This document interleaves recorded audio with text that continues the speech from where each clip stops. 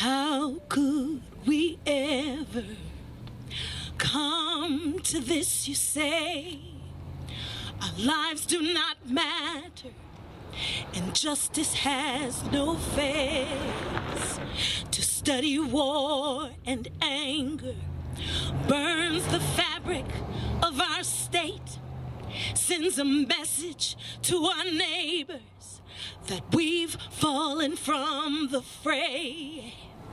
Yeah, I mean, if we say we're going to follow Jesus, Jesus was the one who preached and reached out to those, to the least of these, to those on the margins of society. Jesus turned over the tables and said, you know, proclaim the year of the Lord's favor, that the freedom, that the captives should be free, and that we should fight oppression. And that's what we're to be doing. So we can't say that we follow Jesus and we just want to pray to Jesus all day, or we just want to, you know, feel good about it.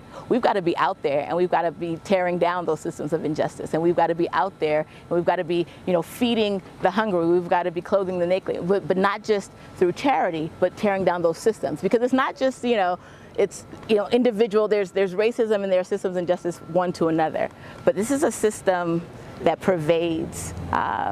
It goes over time. It's a power. It's a principality of evil, and we've got to fight that. It's complex because on the one hand you do want to help, but oftentimes we are not tackling the root cause of the injustice that needs to be, you know, where people need to be helped, right? So we can feed people, but if we don't tackle why they're hungry, then we're actually not doing a disservice, right? We can, you know, give people clothes, but or try to give people job training, but if we don't talk about sort of the educational system and the roots and why, you know, they're not able to have the same skills, or even, you know, why there are certain jobs that we're training people for that pay minimum wage, and where we're continuing to allow this economic this inequality to persist, then we're not doing our jobs, and we're not ultimately meeting people's needs, and we're not ultimately, I would say, living through the power of of God to bring about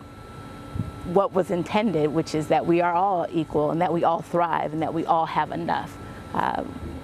It is sin that this country has so much, but it's really concentrated in the hands of a few.